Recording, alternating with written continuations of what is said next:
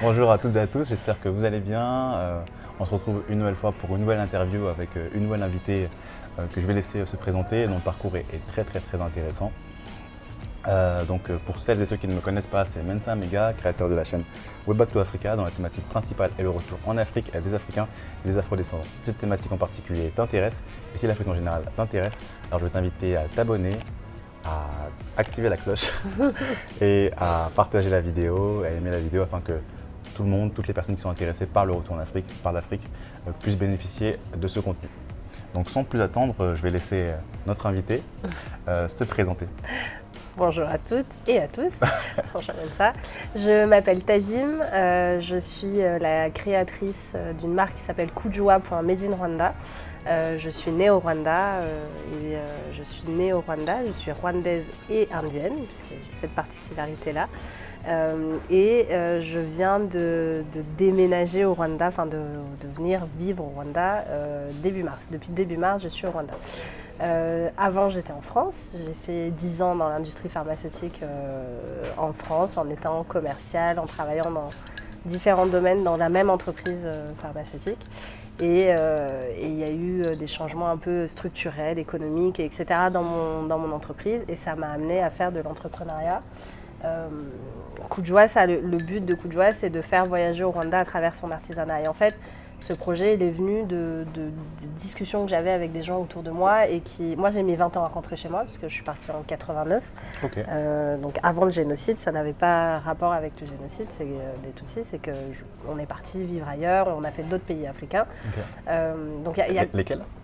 J'ai fait donc le Burundi, le Mali, la Tunisie, les Comores et mon père travaillait beaucoup, il était ingénieur agronome et il faisait de l'Afrique un peu son terrain de jeu.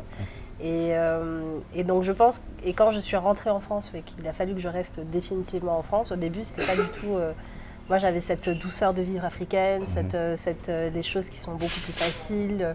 Tu sors de l'école à 15h et puis tes parents disent « Ah tiens, tu fais tes devoirs et puis à 18h on va aller prendre l'apéro chez un tel ». Je trouvais qu'il y avait quand même une douceur de vivre en Afrique qui était agréable. J'ai toujours dit que je retournerais vivre en Afrique pour retrouver un peu cette douceur de vivre, etc. Mais je n'avais pas particulièrement un besoin fort de rentrer au Rwanda. Je pense que le fait d'être partie loin dans d'autres pays et les événements qu'il y a eu au Rwanda m'ont peut-être un peu refroidi au début.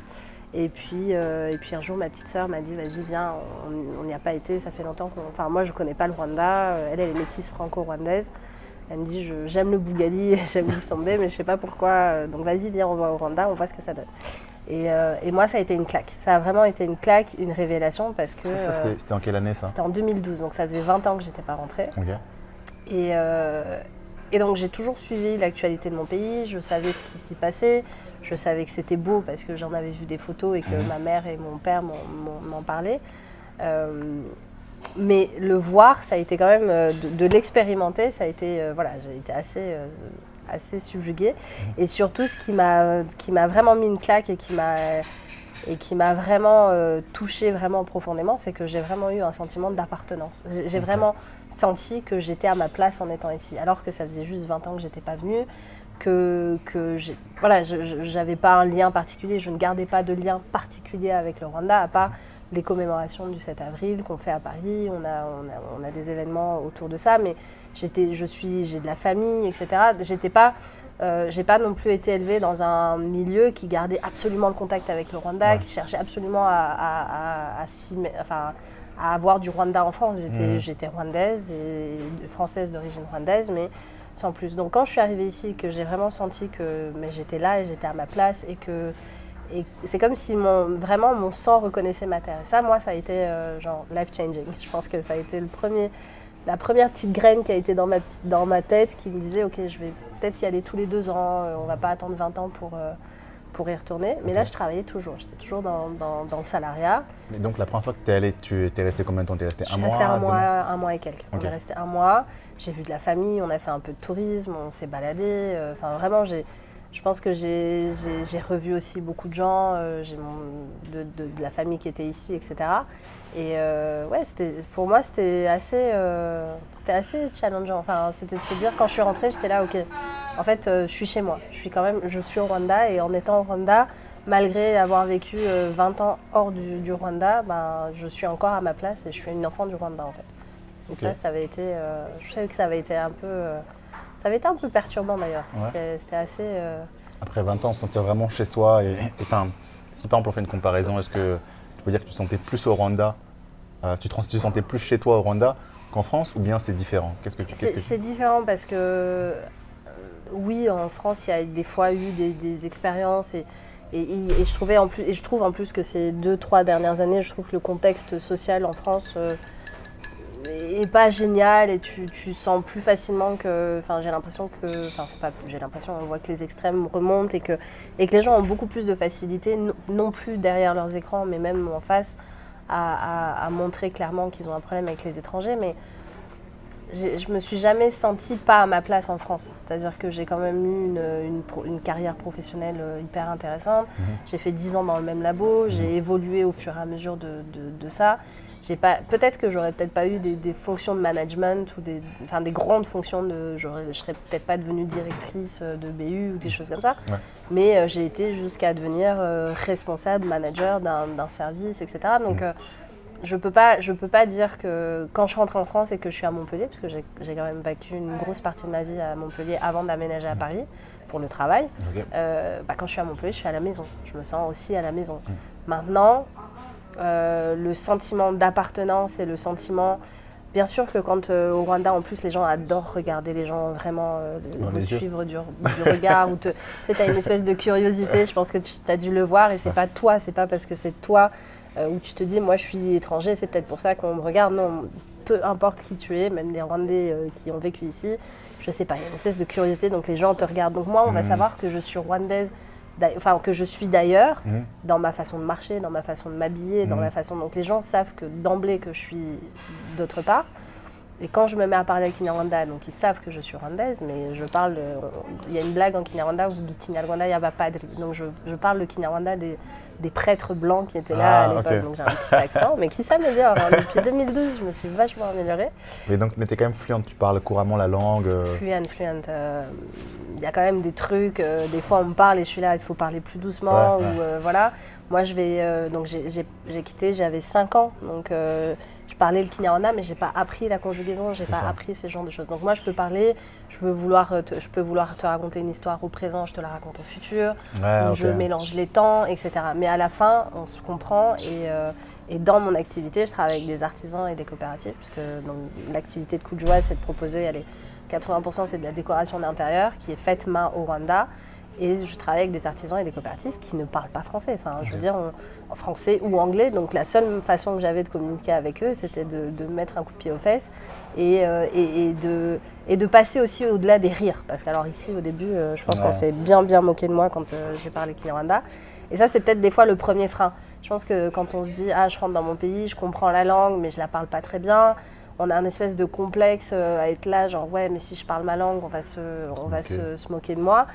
Et c'est en tout cas au Rwanda, c'était pas des c'était vraiment des elle dit ça, voilà. Et puis moi j'étais là, il n'y a pas de problème, rigolez, mais corrigez-moi. À chaque fois que je dis un truc qui n'est pas le bon, essayez de me corriger et comme ça j'essaye Et en fait, à partir du moment où on s'en fiche et qu'on se dit je parle et advienne que pourra, je parle et c'est déjà pas mal. Je pense que c'est déjà un premier pas et si on a une maîtrise un peu de sa langue maternelle, d'une langue africaine qu'on ne parle pas tout le temps, etc. Mais il faut se lancer, quoi. Faut passer outre ça, quoi. Et donc, tu nous as expliqué effectivement que la langue c'est important. J'en avais parlé d'ailleurs dans ma dernière vidéo que moi je ne comprenais pas le Kinyarwanda, donc c'est bon courage, bonne chance. c'est pas le plus évident. Donc effectivement, je pense aussi parler la langue. C'est vraiment très très important. Je suis un peu comme toi d'ailleurs, quand je parle la langue, je parle mina, les gens ils se tapent des barres, mais vraiment comme jamais, ça ne donne pas envie de recommencer, mais il faut y aller, je pense qu'il faut y aller, et puis avec le temps, on devient de plus en plus confiant, et puis je pense que c'est un phénomène qui va beaucoup se répéter, parce qu'ils ne sont pas habitués, mais Ouais. au final, c'est un truc qui va beaucoup se répéter. Donc toi, tu me disais que donc, en 2012, tu as eu cette expérience, tu as eu ce voyage-là de 1 mois. Et donc, entre-temps, tu as recommencé à aller au Rwanda régulièrement, c'est ça? Ouais, là, je suis retournée en 2015. Ok. Donc, Noël 2015, fin décembre, pendant 1 mois. Et après 2016. Mais entre 2012 et 2015, entre-temps, ça a changé dans mon travail. Il y a tout un tas de situations qui ont changé. Et donc, il y avait de super opportunités. Donc, il y avait un plan de sauvegarde de l'emploi. C'est un licenciement économique, mais plus. Ouais.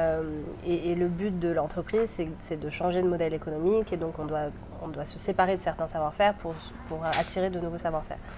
Et dans ce cadre-là, il y avait de super conditions d'accompagnement pour des gens qui voulaient se reconvertir.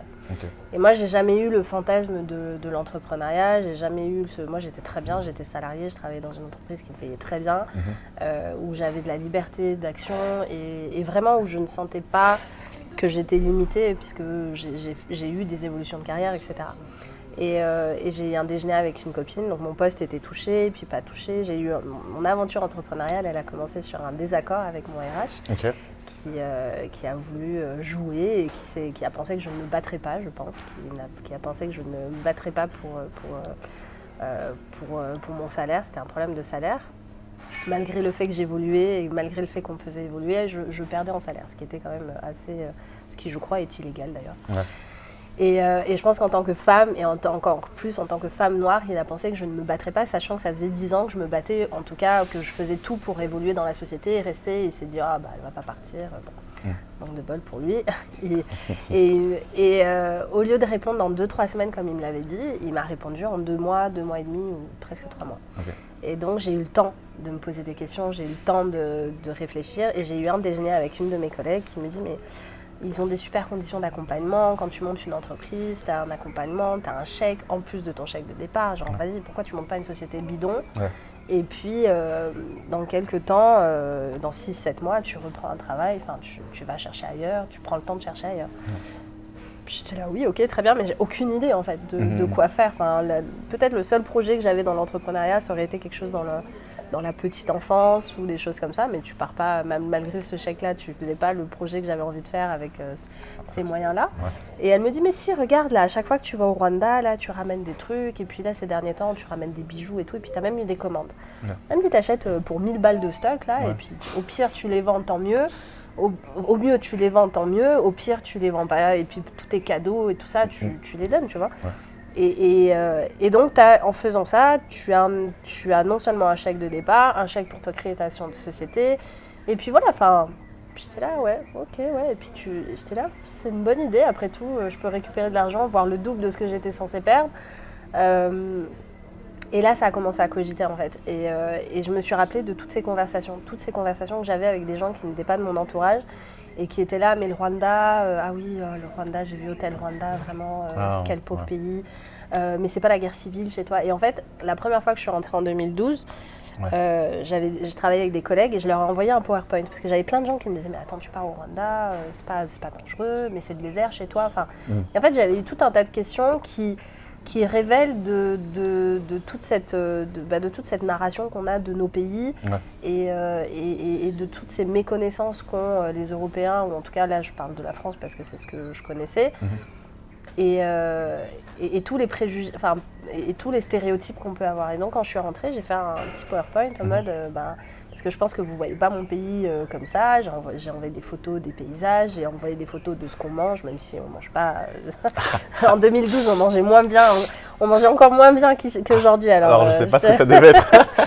on en reparlera. Mais venez au Rwanda, mais vraiment, c'est pas le pays. Je ne peux pas vendre mon pays culinairement, à part tous les restos qui ouvrent et toutes les différentes catégories, mais la nourriture rwandaise, on peut mieux faire, on va mieux faire. Et donc j'avais eu plein de gens qui étaient venus à mon bureau, genre ah ouais putain, je voyais pas ton pays comme ça, je pensais pas que c'était comme ça, etc. Donc tu envoies ça à tous tes collègues, Ouais, en tout cas une grosse partie des gens avec qui je travaillais, que ça soit de mon administration ou des choses comme ça, mes collègues quoi, les gens qui avaient tous un peu aussi eu ce truc, ah tiens tu vas au Rwanda en vacances, quelle idée, même si c'est ton pays, mais ok quelle idée tu vois.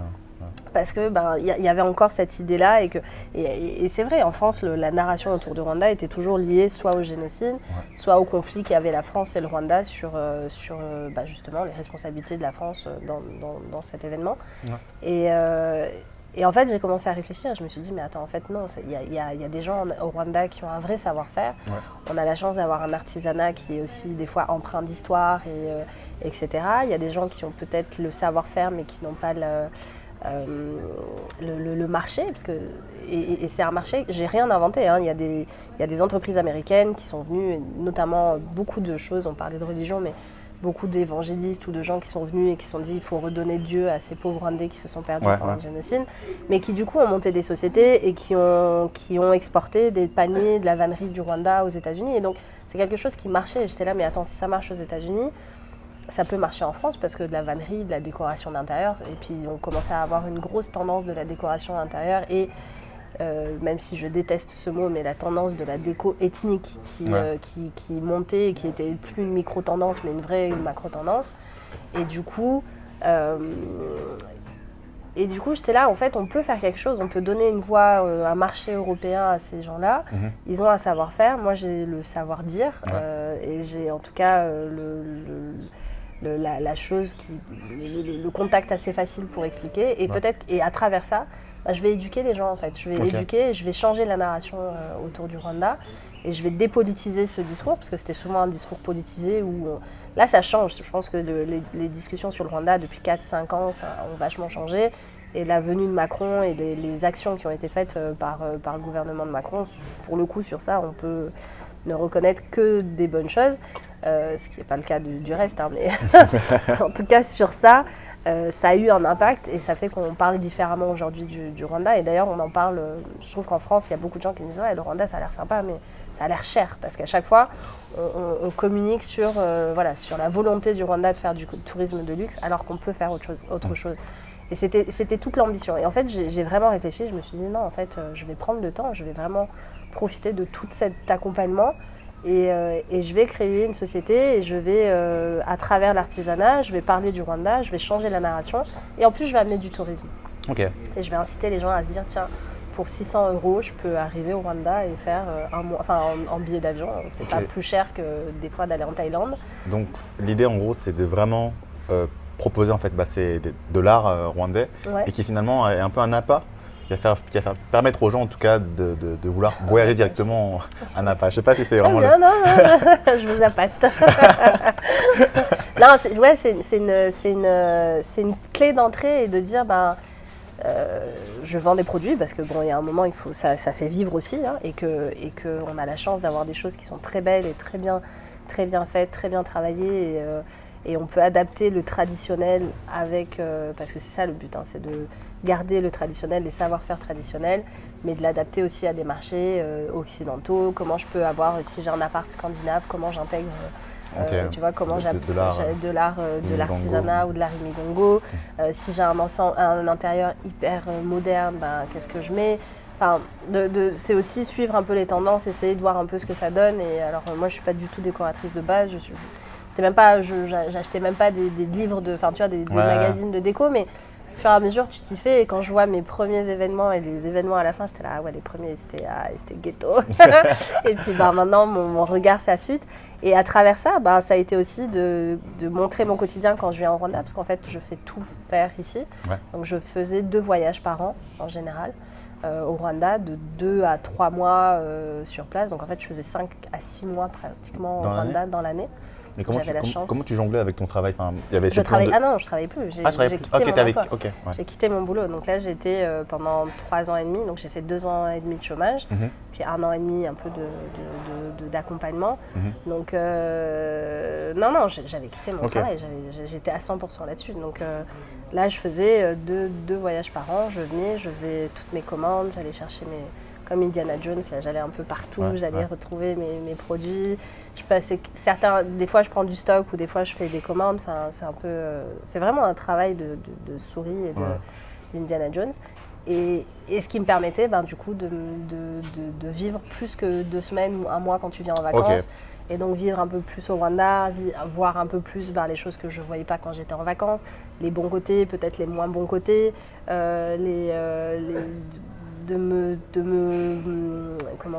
d'aller dans des administrations, de voir comment ça fonctionnait. C'est vraiment empreinte du tissu local, vraiment m'emprunter un peu et de me dire, ok, ça, là j'ai une vision peut-être qui est un peu plus importante réaliste, et plus réaliste que quand tu viens juste pour un mois de vacances. Ouais.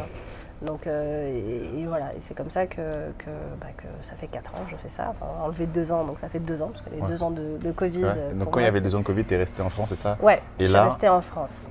Et là, c'est tout récemment que tu as décidé vraiment de t'installer au Rwanda, définitivement. Ouais. Si on peut dire ça comme ça.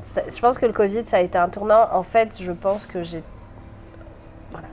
j'ai commencé en 2018 et je pense que dès 2018, quelque part dans mon esprit, j'étais là, ça serait peut-être bien un jour d'aller vivre au Rwanda, mais où j'y pensais, où tout mon entourage était là, nous on attendait juste que tu nous dises quand est-ce que tu pars. Pour nous, ça paraissait tellement logique. Carrément, en fait, généralement on a l'habitude de dire que les familles et tout, elles vont être un peu plus sceptiques au fait de retourner, mais toi tu les avais déjà conditionné mentalement. Je pense qu'ils étaient peut-être un peu plus réalistes que moi, et voyaient tout de suite que dans le cadre de mon activité, il y a un moment, j'allais revenir. Et parce que aussi, ce que moi je ne voyais pas particulièrement, mais ils avaient vraiment l'air de dire quand tu es là-bas, on te sent épanoui, on sent que tu fais ce qui te plaît et ça se voit sur ton teint. Alors là, il y a des petits boutons, et on ne sait pas trop pourquoi c'est là d'ailleurs, mais en fait, les gens me disaient à travers, parce que quand je suis au Rwanda, je fais beaucoup de stories, je fais moins de publications en ce moment, mais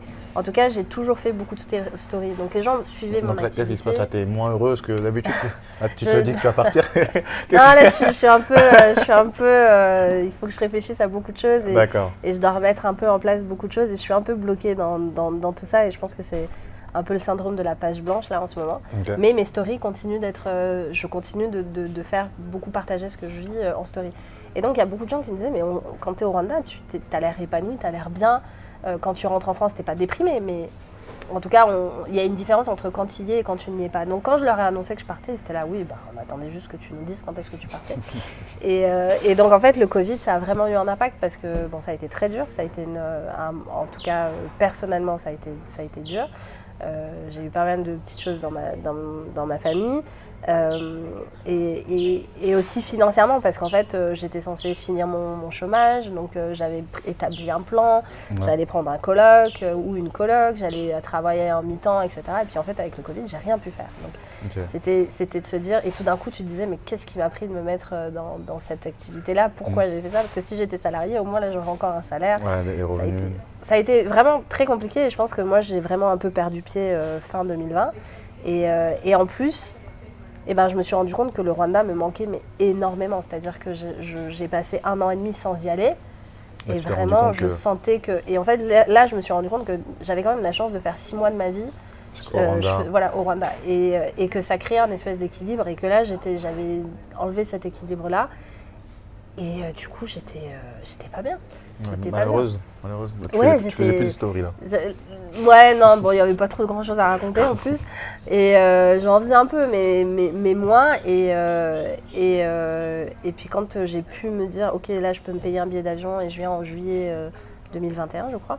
Quand je suis arrivée, ça a été une bouffée d'air frais. Et j'ai fait 3 mois cette fois-ci. Ouais. Et donc je suis rentrée le 15 novembre, je me rappelle. Et je crois que c'était quoi? C'était fin octobre, début novembre. Je me suis dit, mais en fait, je vais rentrer, je vais faire mes ventes de Noël, je vais faire ce que j'ai à faire, et puis après, je vais revenir et je vais vivre ici, en fait. Et ça a été vraiment comme une évidence, c'était un besoin, et je pense que ce qui m'avait toujours bloqué, c'était la peur. J'avais écouté ma peur plus que mon envie, qui était déjà là, en fait, depuis 2018, je pense. Depuis 2018-2019, j'étais là, genre, pourquoi je rentre alors que la vie est plus sympa ici, etc. Après, dans la réalisation de mon projet, ça aurait été plus difficile. J'ai fait beaucoup de ventes physiques. Ouais. Moi, j'ai plutôt fait du physique plutôt que de l'internet parce que je trouve ça beaucoup plus sympa et que le online, Je trouve pas ça sexy. Donc si quelqu'un veut m'aider à faire ma boutique en ligne, s'il vous plaît, je peux pas payer les gens encore. C'est ça le problème. Donc il faut que je fasse tout moi-même. Si vous voulez aider une sœur, voilà. Voilà. Non, je trouve pas ça sexy, là, tout le online, il faut réfléchir au titre, au sous-titre. Enfin, je trouve pas ça vraiment sexy, mais il faut que je le fasse. Et donc, j'ai été sur du physique, et puis on connaît pas l'artisanat rwandais. Donc, je m'étais dit... Attends, peut-être, vraiment désolé de te couper. Je crois que tu nous as apporté des pièces. Est-ce que tu voudrais les montrer, montrer ce que tu as? Si tu veux. Je te laisse les prendre. Oui, ça c'est une des petites parties. On fait pas mal donc là, c'est de la feuille de bananier. Okay. Donc c'est des artisanes, tout est tissé à la main sur des techniques un peu ancestrales qu'on a. Okay. Et ça c'est assez moderne d'ailleurs, je trouve ça assez moderne comme mélange, etc. Parce que c'est pas quelque chose qu'on faisait trop et que je voyais trop, mais ça fait quelques temps que je le vois. Donc peut-être que quelqu'un justement de ces entreprises un peu américaines, etc., est venu et a proposé ce genre de design. Qui match plus avec ce que les Européens, en tout cas des Occidentaux, peuvent chercher. Ouais. Parce que nous, vraiment, là, on le voit, c'est du sisal. Le sisal, c'est comme une plante qui sort un peu de l'aloe vera, comme de l'aloe vera, sauf qu'à l'intérieur, à la place d'avoir du gel, c'est des filaments et c'est fait comme de la soie végétale. Donc on en trouve beaucoup ici au Rwanda, c'est ça? Elle pousse assez naturellement. Après, ça pousse vite et bien.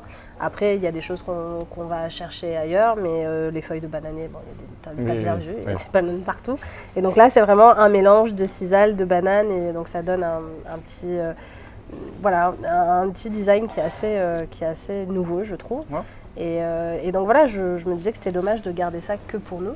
Ouais. Et donc quand tu vas... Mais c'est vrai que pour le coup, moi, en venant d'Afrique de l'Ouest, je connais quand même pas mal de cultures d'Afrique de l'Ouest, un peu l'Afrique centrale, ça me paraît... Tu sens que c'est africain, mais par exemple, j'aurais pas pu savoir que c'était rwandais, tu vois. Ouais. Et... après, ça c'est pas typiquement rwandais. On fait tous des sous-plats. Je veux dire, c'est des vanneries. On a des techniques de vannerie qui sont... Les techniques de vannerie, elles sont identiques, que tu sois en Amérique latine, que tu sois en Afrique. C'est là où on voit tout le côté art premier et ce qu'on dit d'être des arts premiers. Les imigongo, il y a des motifs qui ressemblent exactement à des motifs qui sont importants en Colombie, par exemple. Okay. Et donc, c'est là où tu te dis qu'il y a quand même toute une espèce de communication sous-jacente entre tous ces trucs-là. Et voilà, et quand les gens découvraient, ils étaient là, ils retournent, ils regardent. Et donc ils peuvent toucher là, tu peux expliquer aussi, tu peux beaucoup plus... Exactement, donc c'est vers ça que j'ai été.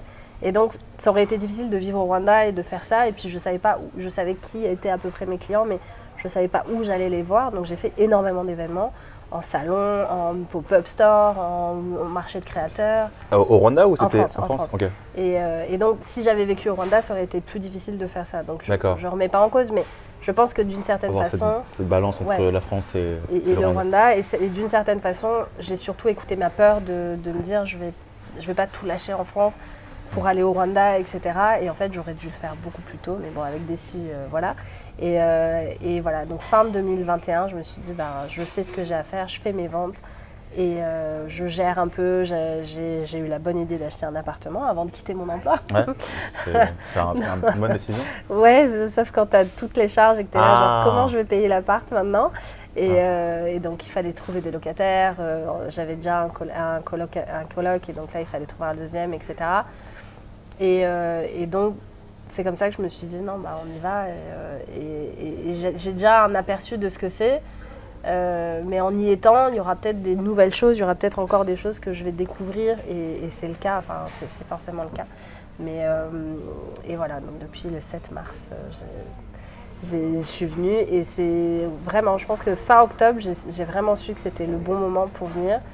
Et de m'écouter en fait, et de ne pas écouter la peur et de me dire advienne que pourra, on y va. Et surtout, en fait, je peux y aller et si ça ne marche pas, pour une raison ou une autre, en fait, je peux toujours rentrer en France. Ouais, c'est-à-dire que j'en étais pas à un tel point de dire... Il y a des choses qui me fatiguent et il y a des choses qui, mentalement, et je pense qu'on parle de charge raciale, on parle de charge mentale pour les femmes, mais on parle de charge raciale aussi pour nous. Et il y a des choses je me suis rendu compte en étant ici et en revenant ici, qu'il y avait des choses qui me pesaient un peu et dont je me rendais peut-être pas compte, mais qui devenaient de plus en plus importantes. Mais à l'inverse de ça, si ici, il s'avère que pour une raison ou pour une autre, ça ne marche pas, je peux toujours rentrer en Europe. Tu as toujours ton background. Voilà. Et ça, je crois que c'est une des raisons qui fait que peut-être qu'on parle de diaspora qui rentre ou d'Africains qui vont vivre dans leur pays ou dans d'autres pays africains, c'est qu'on se dit il faut tenter l'expérience. Et en fait, la peur de se dire on quitte tout et on y va. Alors moi, je suis partie toute seule. Je suis partie toute seule, pas de famille, pas de mari, pas d'enfant. Donc c'est peut-être quand même... Ça me fait penser à des questions là, on va pouvoir en discuter. Donc c'est peut-être plus facile, tu vois, c'est plus facile de tout lâcher et de se dire je pars que si tu pars avec 2 enfants, il faut penser à l'école. Je vois au Rwanda, les écoles publiques malheureusement ont beaucoup baissé de niveau, donc tu mets pas tes enfants en école publique et tu les mets en privé, et le privé ça coûte cher. On parle sur quelle, pour celles et ceux qui ont des enfants peut-être qui voudraient s'installer au Rwanda, on parle sur quelle fourchette, tu sais, après 3 000, 4 000 Ah ouais, après je pense que sur les maternelles et sur les kindergarten, là, les crèches, on est peut-être à 1 500, 2 000, mais tu as des écoles, on va entre 3 et 6 000. Et puis tu as même une école qui s'appelle Kix, je crois que l'école est à 15 000 balles l'année ou un truc comme ça. Et si tu mets 15 000 balles à 8 ans, qu'est-ce que tu fais quand tes enfants il a 20 ans, tu vois. Si ton gosse il te dit je quitte les courses, j'espère qu'avec ça il devient président de la République, quoi, parce que sinon... Donc bouger quand tu es seul ou bouger quand tu as une famille, bien évidemment ça se prépare différemment, mais ça se prépare toujours de la même façon en fait. Ça se prépare est-ce que c'est un appel du cœur, est-ce que tu sens que c'est quelque chose qu'on a envie de faire, et je pense que des fois il faut écouter son cœur et pas sa peur, parce que moi j'écoutais ma peur et pas forcément mon cœur. Il faut le préparer, il faut avoir au moins passé 1 mois dans le pays où on veut aller, si c'est son pays ou si c'est un autre pays, ou 1 mois ou 2 mois si on a la chance de pouvoir faire un long séjour. On ne plie pas bagage comme ça du jour au lendemain, c'est ça. Sauf si, après il y a des gens qui sont un peu comme ça, sauf si on a vraiment des moyens et qu'on peut se dire pendant 6 mois je peux vivre comme ça un peu à l'aventure. Toi tu conseilles d'avoir à peu près combien de mois d'économie, tu vois, pour quelqu'un qui voudrait s'installer, est-ce que peut-être c'est plus 1 an, c'est plus ça dépend mois, dans quel contexte tu pars en fait. D'accord. C'est soit tu pars dans le cadre du salariat, et donc dans ce cas tu te laisses 6 mois pour trouver un boulot, tu vois. D'accord, Et donc tu as 6 mois, peut-être 1 an d'économie pour pouvoir avoir une vie. Et si par exemple ton premier salaire, parce que peut-être que ton premier salaire va pas être aussi important qu'en France, ou va pas être aussi important que si tu étais... parce que des fois, je trouve qu'il y a un espèce de... Je trouve qu'il y a ce truc de... Oui, la diaspora, vous avez des compétences qu'on recherche, mais en même temps, on te dit aussi le pays, il a continué de tourner sans vous. Oui. Et donc, on ne vous attend pas comme le Messie. Attends, mais avant que j'oublie, parce que là, j'ai pensé... D'ailleurs, toi, tu as parlé du fait que tu étais rentrée en tant que femme seule, en tant que... Tu n'as pas d'enfant, etc. Donc ça, c'est la première question qui m'était venue quand tu avais parlé de ça, c'était de savoir... quel était ton ressenti par rapport à ça? Est-ce que tu penses qu'on t'a jugé? Est-ce que c'est normal, on va dire, une femme rwandaise qui habite toute seule, qui n'a pas d'enfants et qui a l'âge pour justement peut-être pour se marier, pour avoir des enfants? Est-ce que tu as l'impression qu'on t'a jugé par rapport à ça? Justement, la deuxième question qui me vient à l'esprit là quand tu as parlé, c'est par rapport à la diaspora. Est-ce que toi tu penses que finalement le Rwanda ou même l'Afrique en général a besoin de sa diaspora pour aller de l'avant et vraiment pour accélérer son développement, tu vois? Est-ce que par rapport à ton expérience, qu'est-ce que tu dirais sur ces 2 questions? Alors le fait d'être une femme seule, moi j'ai 38 ans, donc 38 ans, pas mariée, pas d'enfant, pas divorcée non plus, jamais été mariée, jamais eu d'enfant. Y a quand même, il y a un poids un peu, c'est-à-dire qu'on a un pays qui est quand même à 90%, je crois, dans le christianisme. Alors, il y a des évangélistes, il y a des pratiquants, et voilà. Moi, en plus, je suis vraiment issue d'une famille qui est musulmane du côté de mon père et chrétienne du côté de ma mère. Mais donc, il y a quand même un truc où tu sens qu'il y a quand même, il faut se marier. Dater au Rwanda, des fois, c'est un peu particulier parce que t'as un peu cette... Non, mais c'est vrai, t'as un peu cette pression. Bon, dis-nous, tous les gens veulent savoir ça, c'est ce qui intéresse les gens. Il y a de très belles femmes au Rwanda, il paraît. Moi, c'est pas moi qui le dis, c'est les gens. Il paraît. Il y a des très beaux hommes aussi, mais... Peut-être parlons plus peut-être pour les femmes, parce que moi, comme je dis, j'ai de l'expérience que c'est qu'on me dit tout le temps, oui, il y a des très belles femmes, il y a des très belles femmes. Peut-être que justement, est-ce que tu vois, pour les femmes peut-être qui sont intéressées, qui voudraient... Après, je pense que c'est des goûts et voilà, mais en tout cas, une chose est sûre, c'est que il y a quand même ce truc au bout d'un moment, si des gens se fréquentent et que ça fait plus de 6 mois, etc., il y a une espèce de... un peu une pression de attends, et pression aussi sur les hommes de dire si tu vois quelqu'un et que tu la respectes au bout de 6-8 mois, faut peut-être commencer à dire on va se fiancer, pour la dot, on va faire du coup ça va, etc. Et donc il y a une espèce, des fois tu te dis est-ce que cette personne elle est à fond dans la relation parce qu'elle est vraiment à fond, parce qu'elle a des sentiments pour toi, etc. Ou est-ce que En fait, c'est qu'il y a un poids social qui dit que Ah. à partir de temps, il faudrait que voilà, que tu sois marié, que il y a quand même un truc. Moi, j'ai un oncle et je l'adore et c'est un deuxième père, troisième père d'ailleurs pour moi. Ah. Mais Ça escaladait vite. non, j'ai un papa biologique. Quand je parle de mon père, en général, je parle de mon beau-père. Donc Ok. c'est pour ça que D'accord, c'est ok, je plus vois. compliqué. Mais c'est vraiment donc, quelqu'un que j'affectionne énormément. Et puis il est toujours là, alors tu as trouvé un mari. Et puis au début, j'étais là, bon, c'est générationnel ou des Ouais. choses comme ça. Et en fait, on a eu des discussions et je me suis vraiment rendu compte que pour lui, c'était un vrai sujet que, à mon âge, je ne sois pas mariée, que je n'ai pas d'enfant. C'est une inquiétude pour lui et parce que, en fait, en termes de statut, entre guillemets, social, c'est comme si je n'avais pas de statut. Ah, c'est ça. On le disait dans notre interview. Enfin, en fait, apparemment, lorsque tu épouses quelqu'un ou tu deviens la femme de quelqu'un ou que tu as des enfants, les gens te respectent d'autant plus. Ouais. C'est comment que ça se passe au Rwanda ou tu C'est- peux en c'est- témoigner? ça se passe comme ça et en tout cas, moi j'ai des copines qui, pardon, qui travaillent et qui te disent mon statut au travail, la façon dont on me considère au travail a changé depuis que je suis mariée, ou Ouais. a changé depuis que j'ai des enfants. Après, au quotidien, c'est pas quelque chose de lourd. C'est vraiment pas. Je suis pas en train de dire qu'on est toujours sur mes côtes, etc. Mais tu vois, cet oncle-là, à chaque fois que je le vois, il me dit mais sinon. Vas-y, Puis je lui monsieur. dis mais t'es pas fière de moi, j'ai monté une entreprise. Ouais. Enfin ok, je gagne pas encore ma vie dans cette entreprise. Ouais. Puis il est là mais ça c'est ton côté indien là, ton côté commerçant. Je suis là, ah les gars. Et il me dit non, il faut avoir des enfants. J'étais là oui, j'aimerais. Je sais pas, je suis pas en train de dire que je veux pas, mais c'est juste que je veux pas me précipiter. Et voilà. Et quand on regarde en fait les chiffres aujourd'hui, il y a entre 30 et 35% de taux de divorce au Rwanda. Ah, c'est beaucoup quand même. Et en effet, mais c'est normal que ça soit important parce que Les gens on a sont- quand même une façon de dire aujourd'hui tu quittes quand même chez toi pour le jour où tu vas te marier. Ah, d'accord. Donc, Tu vois on va dire les femmes. Est-ce que c'est pareil pour les hommes ou parce que Et en fait, aujourd'hui, il y Généralement. a quand même des jeunes générations qui veulent un peu bouger les choses et qui disent attends, moi j'ai 25 ans, 28 ans, je travaille, je gagne un salaire. Peut-être qu'on va aller vivre en colocation avec d'autres copines. C'est encore très difficile de faire ça. Ouais. C'est encore, il y a quand même encore des faut avoir quand même un des- certain caractère qui fait Ouais, que, un voilà. certain caractère. Peut-être que la diaspora le fait plus facilement parce qu'en fait, ça fait des années que nous, on vit tout seul en Europe. Et donc moi, quand j'ai dit ici que j'allais venir et vivre toute seule, on m'a regardé genre... Enfin, d'abord, je vis dans ma famille, mais après, on m'a dit, mais tu vas aller vivre où toute seule? Pourquoi toute seule? Enfin, t'étais déjà toute seule en Europe, pourquoi tu veux encore être toute seule ici? Et donc, peut-être que l'impact de la diaspora, c'est aussi de changer ça, mais c'est aussi que quand tu te dates, chacun vit chez ses parents. Ah. Peut-être les garçons, c'est un peu plus facile aussi. Tu peux être avec des cousins, vous Ouais. pouvez être des frères tous ensemble. Il y a plus de facilité à laisser aller les garçons chez eux. Et en fait, tu te fiances très vite, tu te maries aussi peut-être très vite. Et donc, tu as des gens qui n'ont peut-être jamais vécu ensemble. Je ne dis pas que l'Occident a le meilleur exemple, tu vois. Mais je pense quand même que quand tu vas passer ta vie avec quelqu'un, avoir vécu avec la personne, ça te donne quand même des indices. Ouais. Et ça te donne quand même des clés pour votre avenir. Ce qui ne se fait pas ici, forcément. Donc, tu te maries très rapidement. Et puis, très rapidement, on te dit, alors, l'enfant, et ça en est où? Sans prendre en pression. compte qu'on peut Comment avoir ça se des problèmes de passe? fertilité, qu'il peut y avoir... Enfin, en plus, c'est très intrusif parce que... c'est un sujet dont on parle peu, mais des problèmes de fertilité, il y a toujours une honte, etc. On n'en parle pas, et puis tu as toujours quelqu'un qui est toujours en train de te dire alors quand est-ce que c'est quand l'enfant, c'est quand l'enfant, ça. c'est quand l'enfant. On ne sait pas si la femme n'a pas eu plusieurs fois des fausses couches, si elle n'est pas en Enfin, je trouve que moi, j'ai toujours trouvé ça très intrusif et et peut-être l'un des aspects négatifs de nos cultures, même si je comprends la bienveillance qu'on veut y avoir et qu'on dit voilà.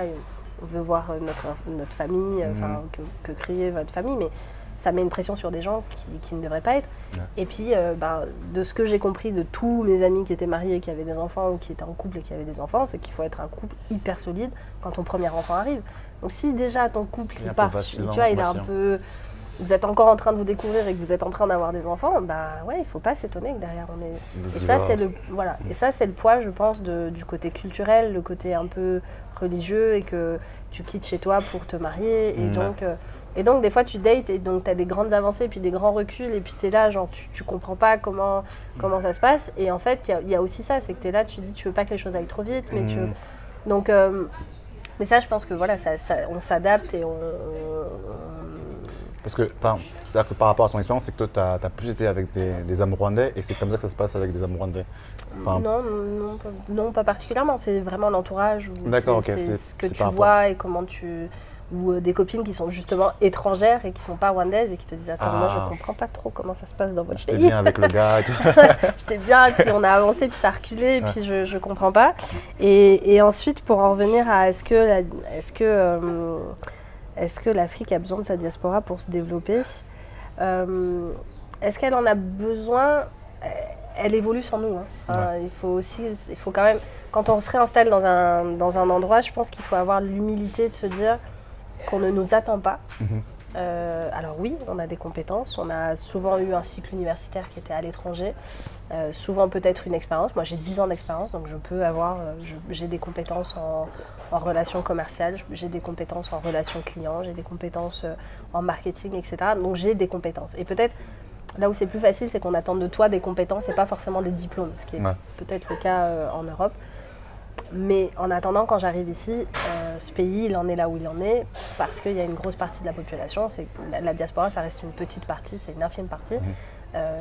Tous les autres étaient là. C'est eux qui ont créé le pays, c'est eux qui ont remonté le pays, c'est eux qui font que le pays est propre. Enfin, et donc ça, il faut avoir aussi l'humilité de se dire, on ne t'attend pas comme le Messie, même si on a des compétences, même si t'as des compétences qu'on va rechercher, mais et l'humilité de back-up un peu et de voir comment ça fonctionne. Alors il y a des choses qui vont te faire péter les plombs, enfin forcément, parce qu'on a... non mais c'est vrai, on a des façons de travailler différentes, on a des façons de... je pense que quand tu te réinstalles toujours, il faut toujours vraiment avoir ce temps de recul et de se dire j'observe, je vois comment ça fonctionne, sans porter de jugement, sans arriver et dire moi je sais parce que je viens d'Europe, parce que oui tu sais, mais tu viens pour l'Europe, tu sais pour l'Europe, tu sais pas forcément comment ça fonctionne ici. Au Rwanda par exemple, t'énerver, ça ne sert à rien. Plus tu t'énerves et plus la personne en face de toi elle va te regarder en mode qu'est-ce qui se passe, qu'est-ce qui lui arrive. Mais ça m'est arrivé un peu, pour partager un peu mon expérience, c'est-à-dire que parfois il y a des gens qui vont arriver en retard, etc. Et très mode de pensée européen, moi ça m'agace, etc. Et puis je veux dire, mais écoute, il y avait une heure, puis c'est toi qui m'as dit l'heure, ça se passe, c'est comment, c'est un peu bizarre, etc. Et c'est comme si, je sais pas, c'est comme si le cerveau buguait, c'est en mode mais qu'est-ce qui t'arrive, pourquoi tu t'énerves, par exemple, si tu vois la façon dont sont construites les heures, on te parle de l'heure, donc 7 heures par exemple, et 7h30. Genre, il n'y a pas de 7h13 comme les trains. Là, nous en France, on a des trains à 7h13, moi j'ai jamais compris, mais tu vois, là c'est 7h ou 7h30. Mais entre 7h et 7h30, je suis à l'heure. Si j'arrive à 7h30 alors qu'on avait rendez-vous à 7h, je suis à l'heure. Tu vois ? Et ça, c'est peut-être que nous, on a ce truc parce que si on a un rendez-vous à 7h, parce que derrière, à 7h40, il faut que je prenne mon train, etc. etc. Donc, on a peut-être un rythme de vie qui est hyper soutenu et on devrait peut-être prendre un petit peu de recul et se dire tiens, est-ce qu'ils ont autant d'ulcères que nous ? Non, peut-être pas, parce qu'ils ne se prennent peut-être pas autant la tête sur le temps. Ici, s'il pleut et que même si la personne a une voiture, si tu as un rendez-vous un jour de pluie, tout s'arrête à part. Tout s'arrête. Enfin, ton rendez-vous peut s'arrêter. C'est ce qu'on va dire au Rwanda, quand il pleut, tout s'arrête. Ton rendez-vous peut s'arrêter ou ne pas avoir lieu, ou tu peux arriver au boulot à 10h parce qu'en fait, entre 8h et 10h, il a plu. Mais pourquoi en fait ? C'est-à-dire que est-ce que c'est le risque, c'est parce que c'est une comment tu expliques ça culturellement ? Je sais pas trop. Après, ce que je constate, c'est qu'il y a quand même des gens, quand ils conduisent sous la pluie, ils ont l'air d'être en panique. Je vois. Un peu comme en France sur le périph', mais là, c'est encore pire. T'as beaucoup de gens qui sont en moto. Enfin, moi, si je suis en moto et que je prends de la pluie, non, je vais pas prendre la moto. Je vais attendre qu'il arrête de pleuvoir, tu vois.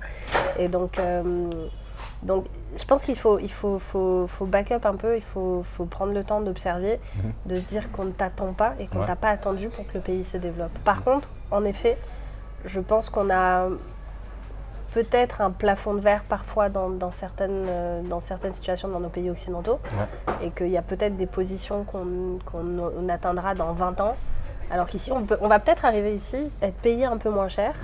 Moi j'ai un ami, ça a été le cas, il a quitté le Canada, il est venu, il a gagné quasiment 7 fois moins que ce qu'il gagnait, le tiers de ce qu'il gagnait, mais aujourd'hui il gagne, et 2 ans plus tard, il gagne 7 fois ce qu'il gagnait avant. Incroyable. Parce que les opportunités vous avez sont... entendu cette histoire? Elle est dingue cette histoire. Ouais, mais donc en fait, c'est un pari sur l'avenir. C'est pas le seul, c'est un pari sur l'avenir. C'est vraiment, il y a des fois, il faut pouvoir accepter que tu vas peut-être un peu gagner moins, mais que dans un premier temps, mais que ton évolution va être plus importante. Et donc, à un moment, tu vas gagner beaucoup plus et beaucoup plus rapidement. D'accord, je vois. Et par contre, donc je pense que c'est aussi d'amener une ouverture d'esprit qui est différente, ou en tout cas une autre vision.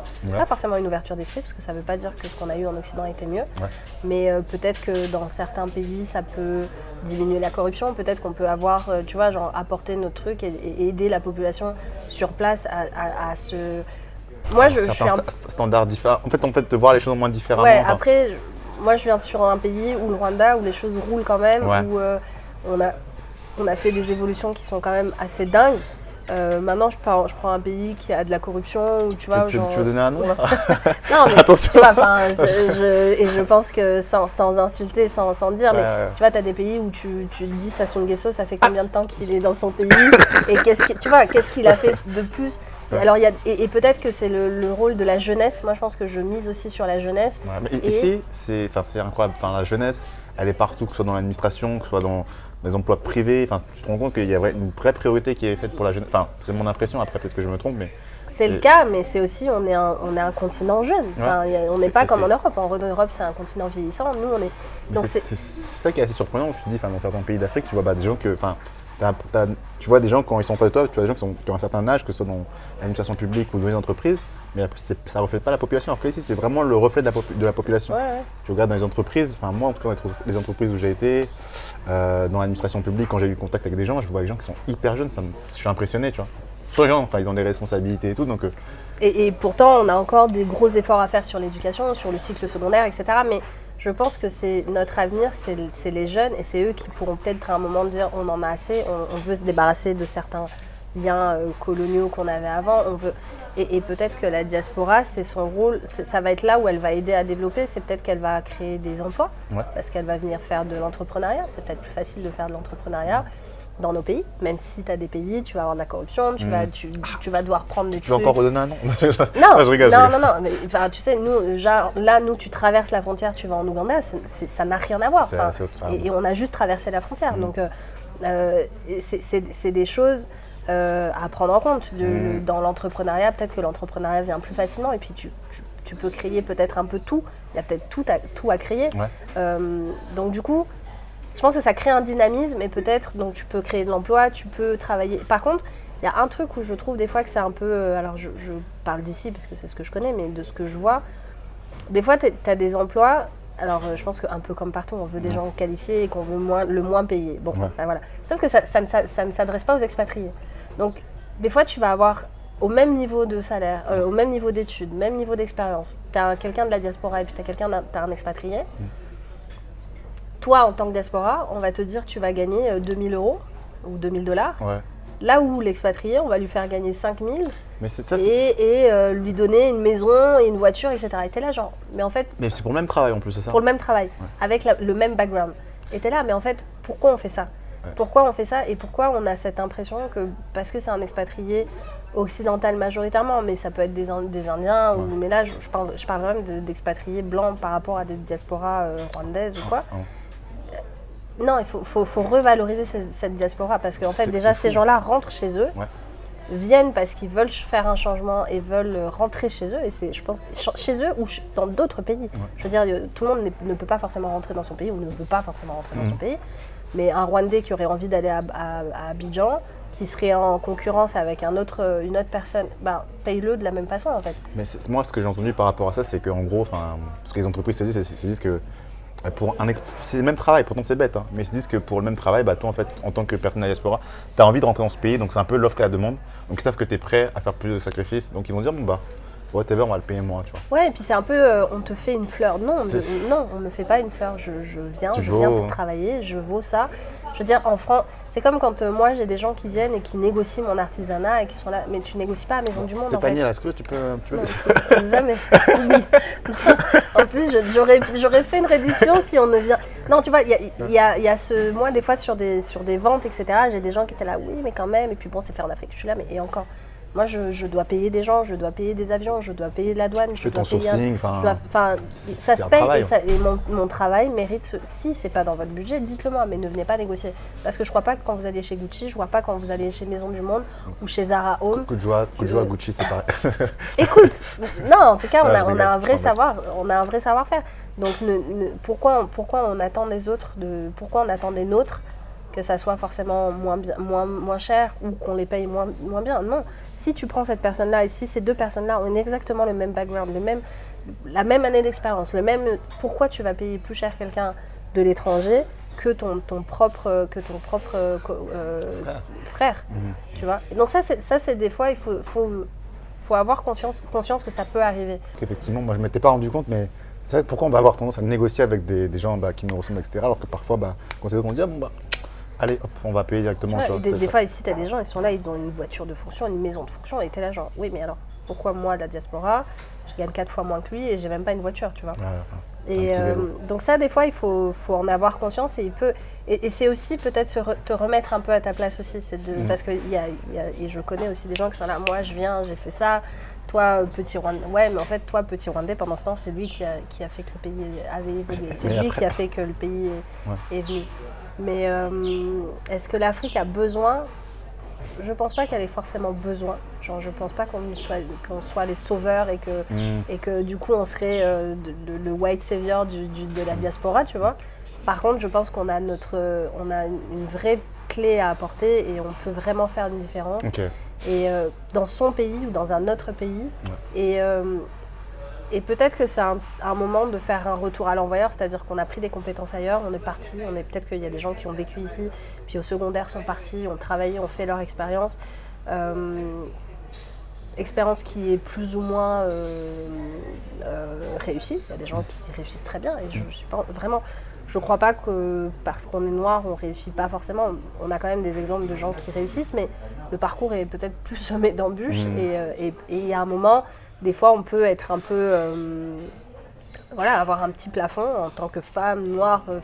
Il peut y avoir des conditions qui font que. Par contre, on peut tout ce qu'on a pris là, on peut peut-être l'utiliser pour se dire, on aime notre pays, ou on aime ce pays, où on a envie de participer, on a envie que les choses évoluent, on a envie peut-être de se développer personnellement, on a envie d'avoir une vie qui est un peu plus douce. Alors, je dis pas qu'il n'y a pas des choses qui font pas péter les plombs. Enfin, moi, les gens qui te dépassent comme ça là dans la queue, un jour, je vais monter en l'air quelqu'un parce que qui est là et qui te dit, tu vas te regarder comme ça et dire. Déjà, voilà, déjà. Mais dans tous les cas, c'est obligé. Il y a des choses, moi, qui peuvent un peu m'énerver. Et puis, t'en as d'autres, t'es là, genre, ouais, en fait, c'est quand même plus facile, c'est quand même plus sympa. Et ça a le mérite de si on peut, et si on a envie, et si on a envie, si on n'a pas envie. Si c'est un peu genre, oh, il faut que j'y aille parce que c'est... Alors, forcément, ça va forcément mal se passer parce qu'on aura des attentes qui seront différentes de la réalité, etc. Mais... et puis, pour que ça se passe le mieux dans l'intégration et pour que on reste pas des ripates, parce que c'est ce que je te disais tout à l'heure. Ouais. Je trouve que moi, le mot ripate, il est intéressant les 2-3 premiers mois, peut-être les 6 premiers mois, mais après tu es un Africain de ton pays. Mais peut-être que tu peux dire aussi, pourquoi tu m'avais dit justement pourquoi, toi, ripate, c'était un terme qui te... En fait, moi, je n'y faisais pas attention. Je faisais pas forcément attention. Et puis j'ai une de mes cousines un jour qui me dit, mais t'as pas l'impression que quand on parle de ripate, il y a un peu cette espèce on refait encore une espèce de hiérarchisation entre l'expatrié, qui est cet étranger qui vient vivre, et en fait, un Indien est un expatrié, un Kenyan est un expatrié au Rwanda, mais donc entre cet étranger qui serait peut-être un peu plus au-dessus, et puis tu as le ripat qui serait, moi je suis du pays, mais je suis encore pas, je suis un peu différente de celui qui est d'ici, et puis tu as la personne, l'autochtone, le local, et en fait je trouve que quand on garde ce truc de oui, je suis ripat au bout de 5 ans, 6 ans. Non, en fait, au bout d'un an, si tu t'es bien intégré, au bout d'un moment, tu es un Africain qui est rentré dans son pays d'Afrique, ou un Africain qui est rentré dans un autre pays d'Afrique. Moi, je suis rwandaise d'Europe, on le verra toujours. Je veux dire, je te dis, juste à ma manière de marcher. Je peux me mettre des habits qu'on achète au marché ici, des habits de seconde main, je peux m'habiller comme ça, juste à ma façon de marcher, on saura que je ne suis pas d'ici. Mais au bout d'un moment, je suis juste une Rwandaise en fait, chez elle. Et je pense que des fois, quand on se met dans le truc de dire on est toujours un ripat, il y a comme une espèce de distanciation avec une population locale qui, bien évidemment, est différente. On a des façons différentes tu vois, genre moi, ma vision d'être une femme célibataire qui vit toute seule est forcément différente de ma cousine qui va se dire peut-être que la pauvre, elle est perdue parce qu'elle est toute seule. Et tu vois, mais parce qu'on n'a pas le même ou jugement de valeur, ou en tout cas la même expérience de vie. Expérience de vie, et qu'on n'a pas vécu la même chose. Mais t'es plus un ripat au bout d'un moment.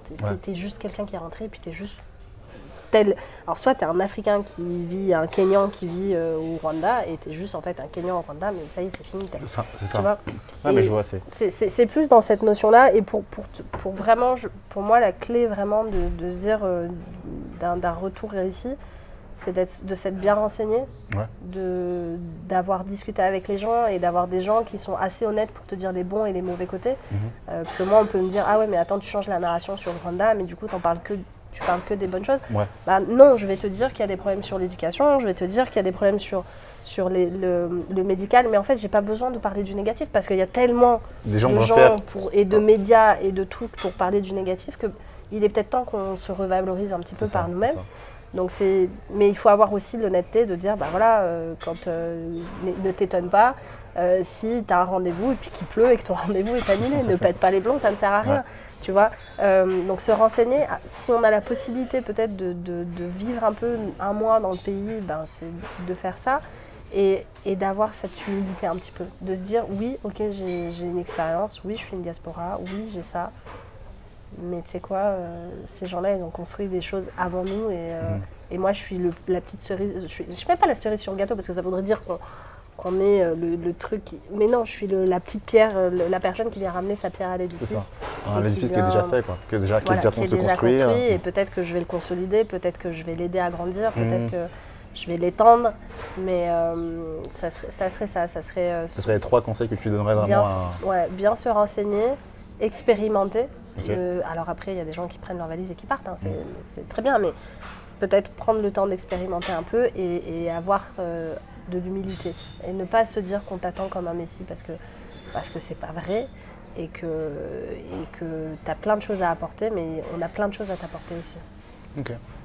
Peut-être juste pour revenir sur ça, très rapidement déjà, par rapport au terme ripat. Nous, on n'utilise pas le terme ripat, comme vous le savez. On préfère le terme vrai backer, donc je soutiens totalement ce que dit Tazim. Et aussi, par rapport à ces 3 conseils, je soutiens totalement aussi. Et puis, je pense qu'effectivement, c'est pour ça que c'est important de vraiment créer du lien entre ces différents backers, c'est-à-dire des personnes qui voudraient rentrer et des personnes qui sont déjà rentrées.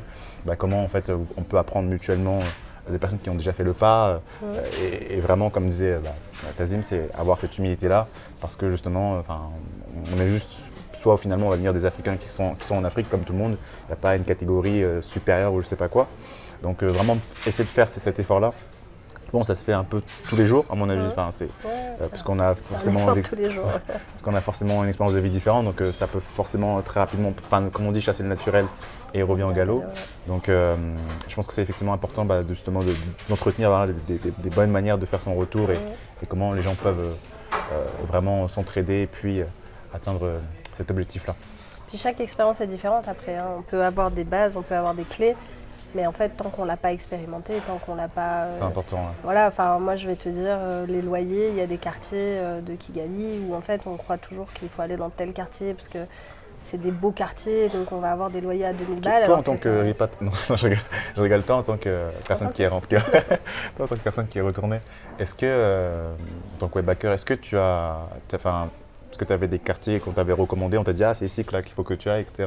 Est-ce que tu peux donner des noms peut-être ici à Kigali Ouais, après, en fait, encore une fois, c'est encore différent. C'est-à-dire que je vais avoir Nathalie, mon amie qui a la page Joli Tropisme et qui a le restaurant Poivre Noir, qui te dit moi j'ai pas envie de... Ouais, il faut y aller. C'est pas avant demain, il faut que tu y ailles. Qui te disait, moi j'ai pas envie d'aller avoir un loyer à 800, 900, 1000 balles dans un quartier un peu fancy. Parce que c'est un quartier fancy, alors que je peux être dans un quartier peut-être un peu plus populaire, mais avoir une plus grande maison à 400 000 francs ou à 400 $, et que mes filles, elles aillent faire les courses avec la dame qui travaille à la maison, et qu'elles aillent acheter, et qu'elles aient une vie aussi. Parce que Pas déconnecté de... Pas déconnecté du truc, parce qu'en fait, vite fait, tu te rends compte quand même qu'on fait partie de la partie... En tout cas, nous, ici, il y a une classe au-dessus et puis il y a une classe plus pauvre. Et en fait, la classe moyenne commence à se faire, mais quand même est encore naissante. Et tu peux vite avoir des enfants qui te déconnectent totalement. Ils vont en école privée, ils y vont en voiture climatisée, enfin, tu vois, genre, qui peuvent, même si, ou en voiture. Et donc, en fait, je pense que ça dépend des quartiers. Après, tu as des quartiers... Est-ce qu'au Rwanda, il y a vraiment des quartiers vraiment problématiques? Je vais te dire, il y a peut-être 2-3 quartiers qui sont vraiment très populaires. Redonne des noms. Non, tu vois, genre, t'as des coins de Kakinjiro qui sont des quartiers où on te dit, bon, peut-être que c'est un peu moins sympa. Mais voilà, si tu veux être un peu dans le luxe, avoir des grandes maisons, t'as Nyarutarama, t'as des gens... Là, Nyarutarama, t'as des maisons à $2000. Est-ce que moi, j'ai envie de mettre... Est-ce que moi, j'ai envie de mettre $2000? Je dirais pas que si demain, tu me dis, vas-y, tu vis là et... T'as pas besoin de payer autant. T'as pas besoin de payer, il n'y a pas de problème, mais tu as des quartiers comme Kibagabaga qui sont quand même des nouveaux quartiers et qui est le quartier du Pilipili. Ah ok, oui, je suis allé là-bas. Qui est un quartier en 2012, moi il y avait 3 maisons et de la forêt, et puis là quand j'arrive là, t'es là genre waouh, qu'est-ce qui se passe? Peut-être pour ça, moi, c'est encore là c'est une parenthèse, mais c'est ce que je me dis que ce pays-là, je suis parti un mois d'abord, après je suis reparti un peu pendant une petite période en France, je suis revenu, je vois encore des choses qui changent, ça change tout le temps, c'est incroyable, c'est impressionnant. On en perd vite la tête. Après, aujourd'hui, il y a peut-être des choses aussi, l'hyperbétonisation, c'est pas le bon. On voit aussi tous les effets négatifs en Europe. Pourquoi on refait la même chose ici? Il y a quand même des choses, tu vois, qui doivent être réfléchies. Mais habiter, moi j'aurais plus idée de me dire je préfère mettre $400 dans un loyer, mais avoir une maison peut-être un peu plus grande et peut-être pas être dans un quartier. Donc pour $400 par exemple, tu as une plus belle maison, tu vois. Moi la maison où on vit, on a 4 chambres, 3 salles de bain, un jardin. 3 salles de bain pour 400 euros? Après c'était pendant le Covid, donc il avait baissé son loyer et puis il l'a toujours pas réaugmenté, mais tu vois, tu peux te dire à Kibagabaga, les maisons sont chères, et en fait non, si tu cherches et si tu as un bon commissionnaire, c'est là où c'est le plus difficile, c'est d'avoir un bon commissionnaire, c'est d'avoir quelqu'un qui comprend ce que tu veux. Et parler Kinyarwanda, ça doit aider aussi, non? Ou pas tellement, parce que c'est un marché international. Forcément, tu parles Kinyarwanda, mais on voit que t'es pas d'ici, donc... en fait, dans tous les quartiers, il faut bien chercher, il faut prendre le temps. Okay. Si tu as les moyens de t'offrir un loyer à 800, $2000, etc., il n'y a pas de problème, vas-y. Franchement, vas-y. Maintenant, tu peux avoir entre 400 et 800 000. À $800, tu peux déjà avoir des choses vraiment très sympas dans pratiquement tous les quartiers. Donc, à $800, donc je pense que ça, c'est vraiment ce qu'on recherche dans le... Tu vois, il y a quelques compounds ici, il y a quelques quartiers un peu genre fermés avec une barrière, mais on n'est pas... C'est pas comme le Ghana, c'est pas comme... Enfin, on m'a dit justement, les gated communities ici, c'est interdit. C'est-à-dire qu'en fait, tu n'as même pas le droit. Enfin, tu as des quartiers qui sont fermés plus ou moins, mais encore, c'est pas clos. Enfin, tu n'as pas le droit. Non, tu vois, tu as un quartier qui s'appelle Umucho Estate. Moi, je trouve qu'il est génial parce que tes enfants peuvent aller jouer. Les enfants en général, ceux qui ne sont pas nés encore. Ils peuvent, tu vois, ça fait un peu petit quartier, ils peuvent, tu vois, pendant le Covid, eux, ils ont plutôt bien vécu le Covid parce que les enfants pouvaient sortir, faisaient du vélo, etc. Tu as quelques petits quartiers comme ça, mais en fait, je trouve que tous les quartiers ont leurs avantages et ça dépend quel est ton avantage. Tu vas aller à Ribeiro, alors c'est peut-être un peu plus cher ou pas d'ailleurs, mais Ribeiro, il y a quelques années, on disait que c'était loin et que... Sauf que la vue à Ribeiro, elle est juste fabuleuse. Moi, par contre, je trouve qu'il fait trop froid. C'est trop en hauteur, donc il fait plus facilement froid. Donc moi, c'est peut-être un quartier que je privilégierais pas. Parce que quand même, on n'est pas venu là pour souffrir. Est-ce qu'il y en a du soleil? Voilà. Donc tu vois, ça va vraiment être qu'est-ce que tu recherches. Est-ce que tu aimes être un peu baigné dans la culture un peu populaire, aller acheter tes petites boîtes de concentré de tomates dans la petite boutique à côté, ou est-ce que tu veux juste aller en supermarché? Le tout, c'est d'avoir un peu une vision et puis d'être patient. Et puis des fois, ça matche très vite, et puis des fois, tu as visité 30 maisons avant de trouver la maison qui te convient, tu vois. Là, là, on a parlé un peu justement de tout ce qui est location, etc., et même un peu des prix des loyers, mais on a bien compris que ça différencie, et c'est en fonction de ce que les gens veulent aussi. Et il y a une question aussi que les gens se posent beaucoup, c'est par rapport à la santé. Je ne sais pas trop si c'est quelque chose auquel tu as eu affaire ici. Est-ce que tu as dû consulter des médecins? Est-ce que c'est quelque chose qui est compliqué? Est-ce que tu as l'impression que quand même, ça marche très bien? Est-ce que tu as pris une assurance même peut-être pour toi-même en tant qu'entrepreneuse? Faudrait que je m'en occupe. Non, moi par exemple je suis asthmatique, donc j'ai un traitement de fond et j'ai quand même des trucs, des antihistaminiques, des petites choses comme ça. Donc par exemple avant de partir, j'étais pas très bien au niveau respiratoire et ma pneumo elle a dit si vous n'êtes pas au-dessus de 65% de capacité respiratoire, enfin 70, vous ne partez pas. Enfin, je vous laisse pas partir, et vous partez plus tard. Bon, je me suis battue. T'étais à combien à ce moment-là? Là, j'étais descendue à 65 par exemple, ce qui est quand même assez faible, et je suis remontée à mes 75 classiques qui ne sont pas 80 mais qui sont déjà là. Et la dame elle doit se dire mais leur nourriture elle est là depuis tout à l'heure. Pour ne gâcher la nourriture. Parce qu'en fait, pour la petite anecdote, c'est qu'on a commandé et là on fait l'interview donc on a vraiment hâte aussi que ça finisse. C'est ça, j'ai l'estomac. Non, disons que si tu arrives aujourd'hui à un vrai pépin, un gros pépin, il y a quand même beaucoup de gens qui ont des assurances, ici, mais qui sont internationales. Il y a des gens qui vont se faire soigner au Kenya, qui vont se faire soigner en Afrique du Sud, en Tunisie, en Europe. Bon, mais ça reste quand même finalement sur le continent Sur le continent, et puis peut-être l'Inde selon certaines choses, parce que l'Inde a quand même en termes de santé, ils ont fait de bonnes infrastructures. Ils y ont mis le prix. Maintenant, on a un centre de cardio qui a ouvert, on a la première neurochirurgie, enfin le premier neurochir au Rwanda, c'est une femme. Et elle était au Canada, elle a fait toute son expérience là-bas, et puis un jour elle a dit je veux rentrer et travailler. Donc c'est un domaine qui est en cours d'amélioration. C'est sûr que si tu arrives un gros pépin aujourd'hui, il y a des bons hôpitaux, il y a quand même des endroits où... mais il faut rester vigilant. Après, il y a le côté, nous on vient de France, où on donne sa carte vitale et puis ça y est, maintenant là tu payes avant. Et tu as des mutuelles, on a une sécurité sociale. Il faut savoir que les Rwandais aujourd'hui ont tous une sécurité sociale, enfin pratiquement tous, ou une mutuelle qui rembourse. Alors selon tes niveaux de revenus, tu payes un certain montant qui n'est pas excessif, et tu peux être remboursé de 90% de tes soins. Maintenant, les 10% qui te restent à ta charge, ça peut être pour quelqu'un qui n'a pas trop de moyens, ça peut être ce qui fait qu'il reste pendant 3 mois à l'hôpital parce qu'il ne peut pas payer les 10% qui restent. Mais... Et donc toi, puisque je comprends que tu es né au Rwanda, donc tu as la nationalité rwandaise, donc tu as cette sécurité sociale avec toi ou... Non, je ne me suis pas encore occupée de ça. Non, je pense que c'est quand même lié à ton activité professionnelle parce que, par exemple, un truc que je trouve génial, c'est qu'ici, je crois que 0,3%, si je ne dis pas de bêtises, de ton salaire, tu vois, dans les charges sociales, tu as un truc pour les congés maternes. C'est-à-dire que tu sois un homme ou que tu sois une femme, tu contribues au congé maternité de tes collaborateurs. Tu as des taxes pour ça. Et donc, des choses sont faites pour que le médical se passe bien. Tu as des assurances, tu as des choses comme ça. Maintenant, il est vrai que peut-être que quand tu as un vrai pépin un peu neurochir, un peu cardiaque ou des choses comme ça, quoique maintenant avec le nouveau centre de cardio, et puis je sais qu'ils ont fait beaucoup de choses par exemple avec les médecins cubains, parce que les Cubains ont une façon de, tu vois, genre ils ont allié une médecine traditionnelle, enfin médecine pure et dure, avec, dans certains villages il y a des particularités, etc. Donc il faut, comment tu associes la médecine avec la médecine traditionnelle, et comment en tant que médecin, tu parles à des populations locales qui ont telle façon de travailler. Donc je sais qu'on a eu un pilote là-dessus et qu'on a travaillé. Donc il y a quand même des choses qui se font et qui évoluent. Maintenant, il y a des médecins. Moi, j'ai été voir une ORL il n'y a pas longtemps parce que j'avais un problème d'ORL. Et voilà, c'est pas excessivement cher, mais ça peut... C'est pas excessivement cher parce que c'est notre niveau à nous. Maintenant, peut-être que pour un Rwandais qui gagne 300 € par mois ou 200 € par mois, aller faire une consultation à 70 €, ça va être un peu touchy.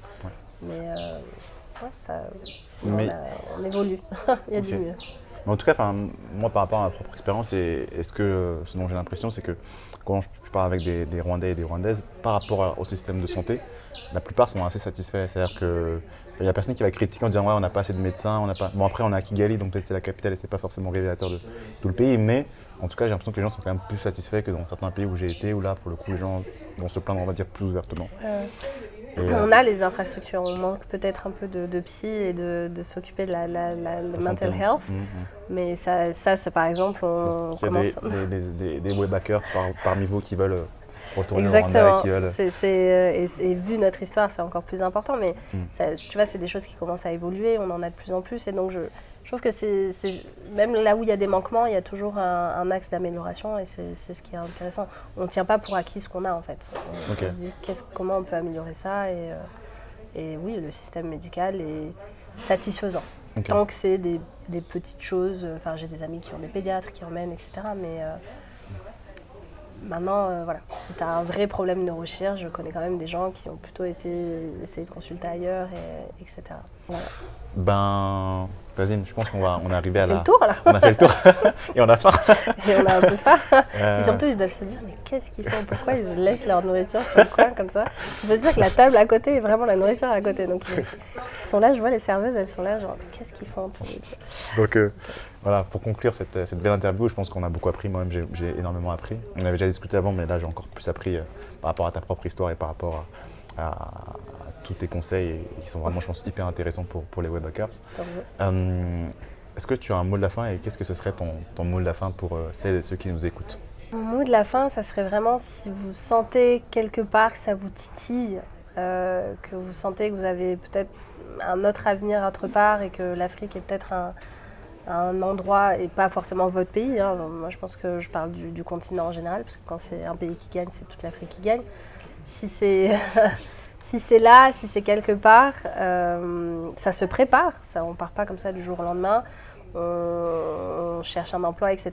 Mais si c'est là, il faut écouter cette petite voix et il faut se dire que c'est pas pire qu'ailleurs, que chaque endroit, l'Europe a ses avantages et ses inconvénients, l'Afrique a ses avantages et ses inconvénients.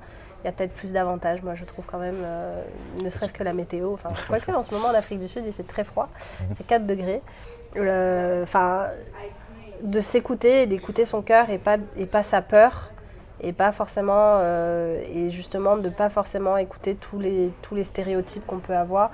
Tout à l'heure, je parlais beaucoup de corruption tout à l'heure par exemple, mais oui, c'est un aspect peut-être négatif, mais en fait ça n'empêche pas que la vie se passe très bien et que les gens qui sont à Kampala, ils kiffent leur vie. Et voilà, et que peut-être qu'un des avantages là, ça sera un des inconvénients, ça sera renforcé par un plus gros avantage qui est que tu as le soleil tout le temps et que tu peux avoir une maison pour 400 €, tu peux avoir une maison avec 5 pièces et 3 salles de bain et que en fait chaque avantage peut être contrecarré par chaque inconvénient peut être contrecarré par un avantage. Et que si son cœur nous dit qu'on a envie de le faire, il faut s'écouter un petit peu, il faut contacter des gens, expérimenter, essayer de voir s'il y a des emplois qui nous correspondent, ne pas s'attendre à ce que et vraiment ne pas s'attendre à ce qu'on nous attende comme des messies et ne pas se comporter comme un messie justement. Black Savior. Le Black Savior, exactement. Mais parce que ça peut arriver, hein. Et on peut vite avoir cette impression de j'apporte quelque chose, etc. C'est le cas, mais toujours avec humilité. Ok. Voilà. Donc viandé, comme je dis. Viandé. Viandé, il faut venir, peu importe le pays en Afrique, mais le Rwanda, venez visiter déjà, on en parle après. Et venez voir aussi les produits de Tazim. Tout à fait. En tout cas, merci beaucoup pour cette interview et merci plaisir, pour ton temps. Merci d'avoir demandé.